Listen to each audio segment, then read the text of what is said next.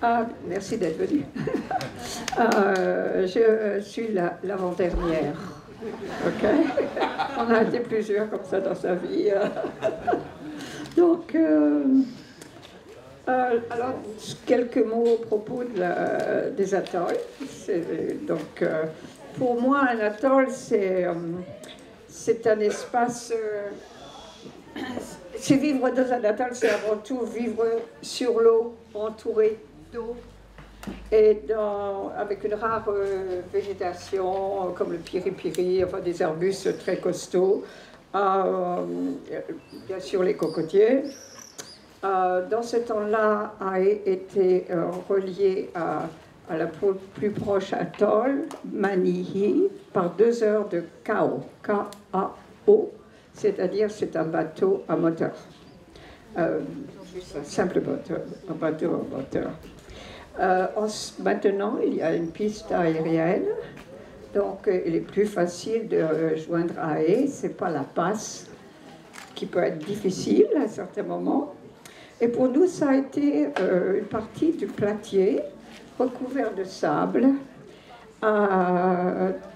Vraiment, Bernard l'a très bien décrit, c'est un endroit plutôt chaud. Et les personnes qui nous ont laissé occuper cet endroit étaient Tepuku et Raomati, et je pense qu'on retrouve ces noms dans les bouquins de Bernard. Nous avons passé un certain temps, donc c'était entre 75 et 78, 3 ans, occupés d'intermède de retour sur Tahiti ou à Suarov. C'est encore un atoll des îles Cook. Quand nous étions là-bas,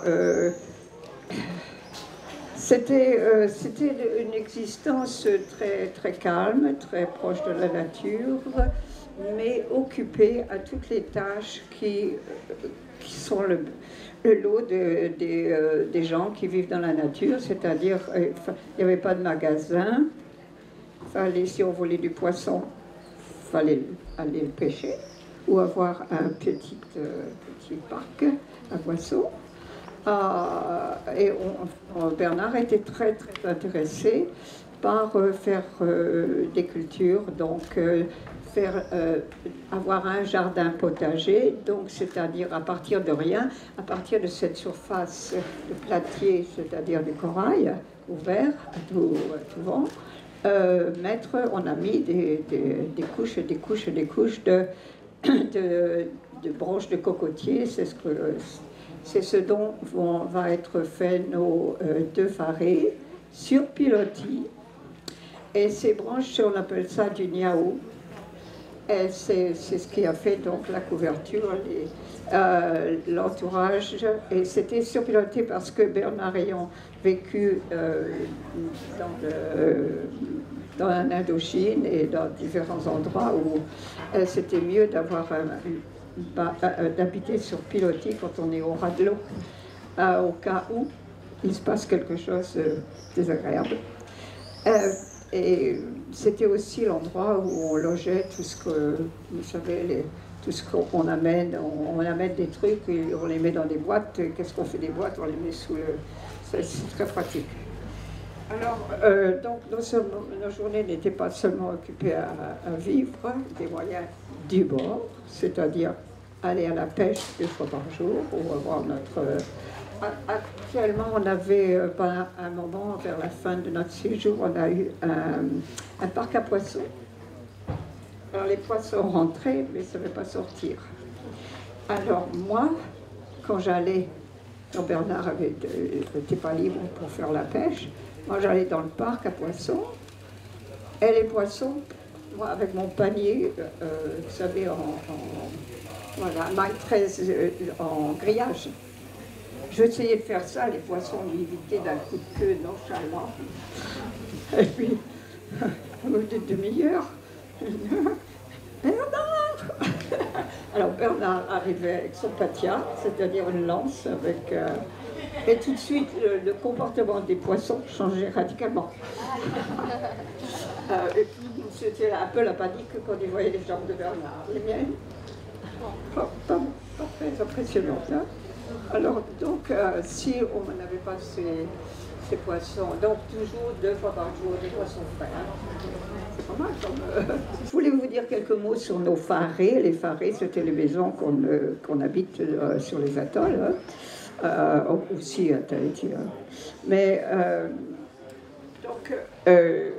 c'était surélevé sur Pelotti, comme je vous ai dit, et le tout était fait donc avec le niau, N-I-A-U, qui vient donc des palmes de cocotier. Et on n'avait pas de porte, on avait, pour nous protéger du vent, comment on appelle ça, on avait des ouvertures, donc. Où on pouvait placer le volet et on abaissait le volet la nuit pour pouvoir faire la différence pour être tranquillement isolé dans notre petit coin. Mais rien ne fermait, il n'y avait pas de vitres, ça n'existait pas là-bas, enfin ça n'existait pas dans ce temps-là, quand on a un faré. Et le toit était également en niau.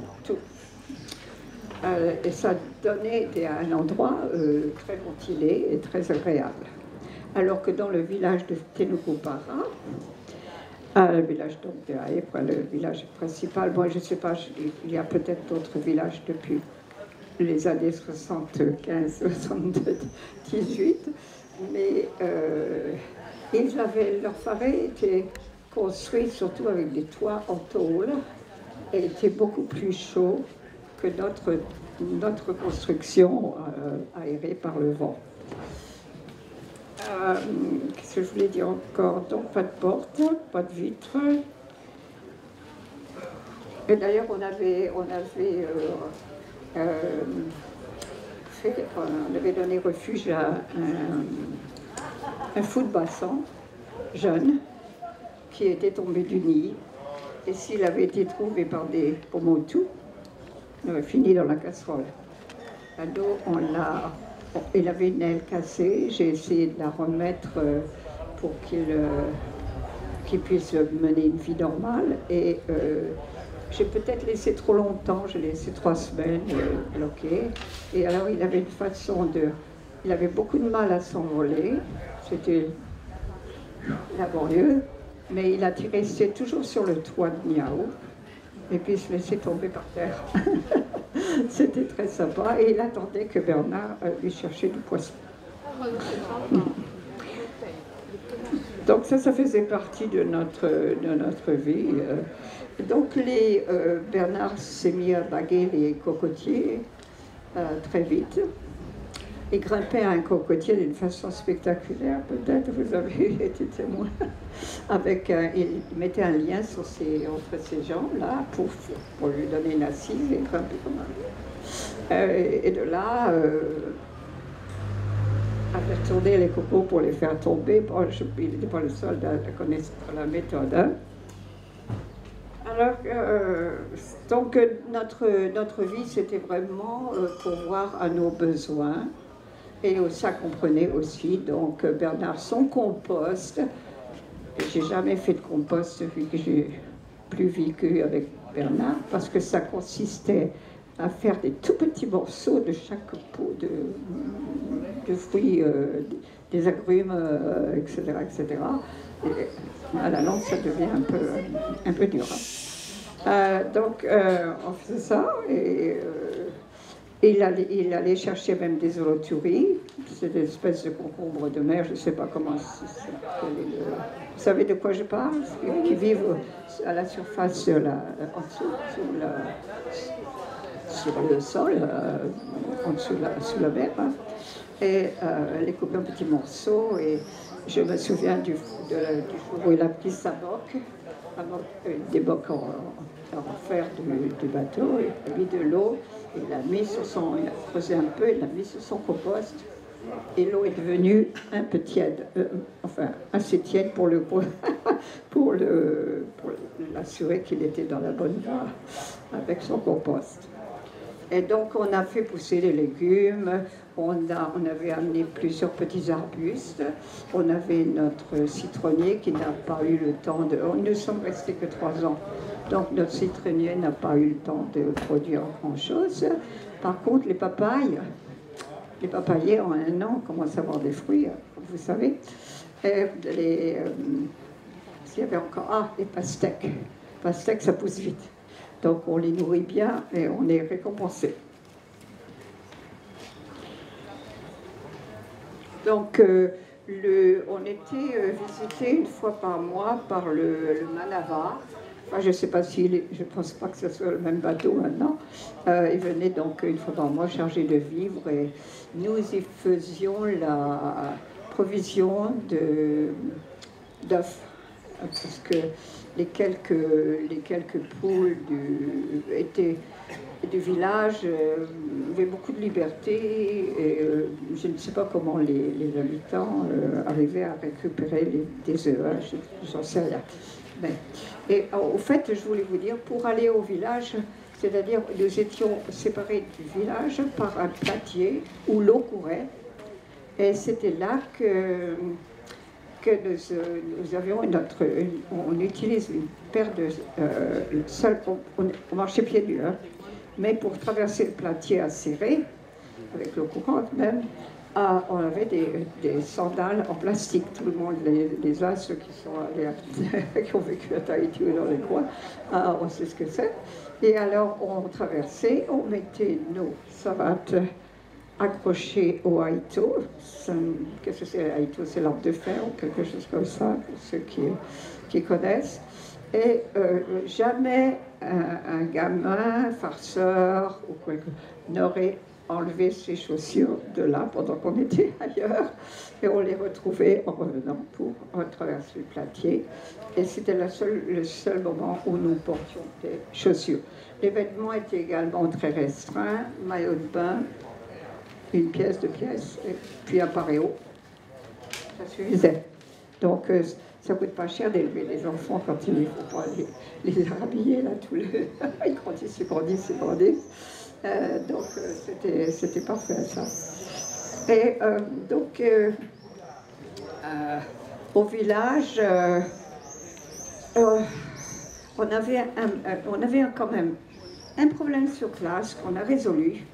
C'est-à-dire que sous le platier et au-dessus de l'océan se trouve une couche mince d'eau douce. C'est Bernard qui m'a révélé ça. Et sur notre platier, il y avait également des trous de tupa. Les tupas sont des crabes de terre qui creusent jusqu'à la lentille d'eau douce. Et grâce à cette lentille d'eau douce, les quelques moustiques du coin, venaient pondre leurs larves, et les larves, faisant surface, faisaient plein d'autres moustiques. Bon, alors Bernard avait une technique qu'il amenait de son Indochine natale, c'est qu'on mettait, c'est peut-être plus écolo maintenant, mais enfin, on mettait une goutte de kérosène, du pétrole, c'est ça, et les larves ne pouvaient pas vivre. Donc, les quelques moustiques qu'il y avait à Poroporo sont morts. C'était bien. Par contre, au village, il y en avait beaucoup. Et l'animal, enfin, l'espèce qui nous donnait beaucoup de problèmes à chaque fois qu'il venait, et c'était juste environ pendant 4 ou 5 semaines, c'est tout, pas plus, c'était des nonos, ou yin-yin aux Antilles, hein. Les nonos, vous connaissez ce que c'est, les nonos? Bon, donc les nonos, c'est quelque chose qu'on ne voit pas pratiquement, une petite bestiole qui vous pique, et ça démange tellement, en général, on fuyait. Dans la journée, c'est OK, mais à la tombée de la nuit, et pour la nuit, donc on allait au bateau, on allait sur Josua. Bernard y allait à la nage et moi dans le dinghy avec notre fils. Et j'avais le choix entre me gratter ou ramer. Il fallait mettre autant de distance entre nous et eux. Et donc les gens du village il y a un grand pire. Ceux qui sont allés à Haye, je ne sais pas s'il y en a parmi vous. Non. Okay. Ils ont un grand... C'est un quai sur l'eau, là, comment on appelle ça? Un quai? Hein? Où ça m'arrête, quelques bateaux de passage d'ailleurs. Donc eux passaient la nuit donc, aussi loin qu'ils pouvaient, en toute compagnie. Ça se passait très très bien. Et bon, le matin, on est et c'était une petite entre. C'est pour vous donner une idée de la vie. Alors la vie, c'était donc aller chercher du poisson tous les jours, s'occuper du jardin, de temps en temps aller au secteur, on l'appelait, comme tout le monde l'appelle, dans le coin, et qui se trouve... Ah, merci. Donc tout au fond de l'atoll, où il poussait des Pisonia grandis, qui donnait une terre très riche, dont Bernard était friand pour son jardin. Je dis bien son jardin. Moi, j'étais une aide simplement, son jardin. Et il pouvait travailler avec une nuée de moustiques autour de lui,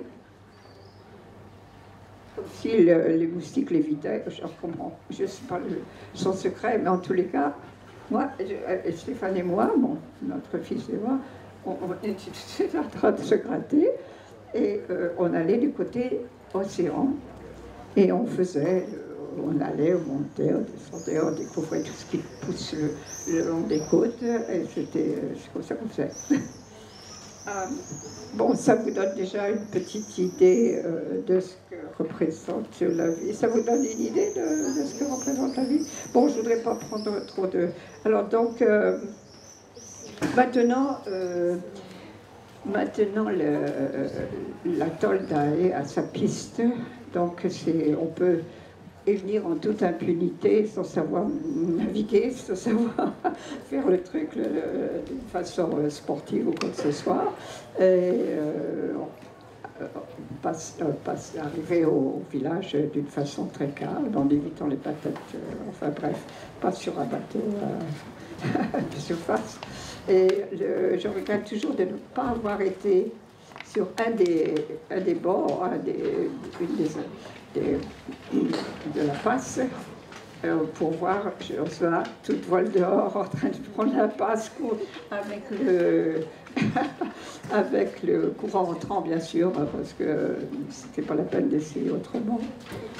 Bon, voilà, alors ça c'est mon expérience, et on a fait. Et alors, bien sûr, aux vacances de Stéphane, on filait donc soit à Tahiti, soit dans une autre île. Voilà. Ok.